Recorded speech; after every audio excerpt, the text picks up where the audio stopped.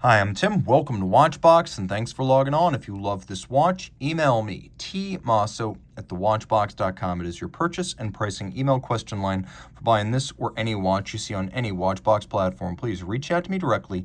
Email tmosso@thewatchbox.com for pricing. Today, we're discussing a watch launched in 2020 in homage to the Minerva watches of the 1940s and 50s.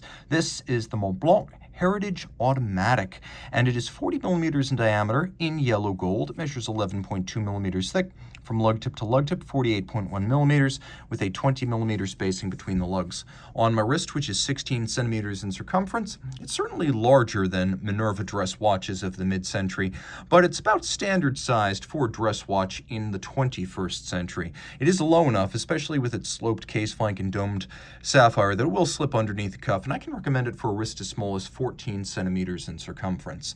Taking a quick look at the strap, it's high grade, large rectangular scale alligator leather, semi-gloss, black with a monotone stitch and a sheer cut side, and you can see it is bolstered a little bit to give it some thickness and volume. It is a brand new Montblanc factory strap. You can see it's calf skin on the bottom. No gouging, no crimping.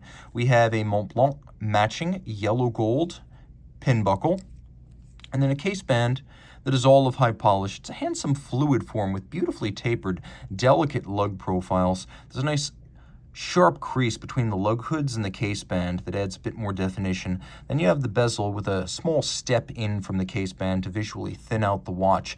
It has a short vertical segment, and then it goes conical before flattening out once more before a crystal that is dramatically boxed and cambered to look like a mid-century plexiglass. We have the Montblanc logo, the white snow-capped peak of Montblanc in a sort of abstract form. We have media blasting and polishing, a narrow crown with a sharp knurling, as you would have seen in the mid-20th century. We'll do a quick lume shot here because this watch is loomed, and I'll show you how it looks in the dark. The dial is surprisingly legible. All of the indices are featured.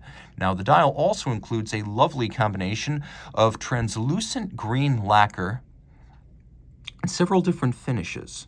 So you can see that there is a little bit of a sunburst radiating out across the center disc, and then that metallic pattern continues outboard where the seconds and the minutes are read. But then there's a downwardly stepped hour track with quarter Arabic numerals and little cabochon hour indices, and it features a grané or a grained profile, a little bit like sandpaper. It's quite attractive, and this is described by Montblanc as British racing green lacquer. We have Dauphine hands for the hours and minutes, and then a counterweighted Lancet-style seconds hand.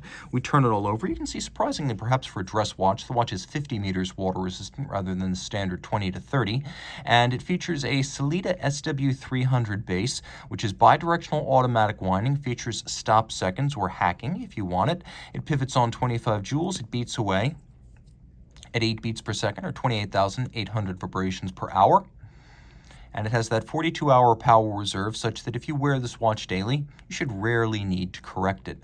You can see Montblanc has its own terminology for this movement, calling it the 24.27, but it is a Sellita SW300, which is, after all, Sellita's version of the ageless ETA 2892 automatic caliber. So, reach out to Team Mosso at Watchbox.com for purchase and pricing details of this lovely Leloc-built, vintage-inspired Montblanc Heritage Automatic.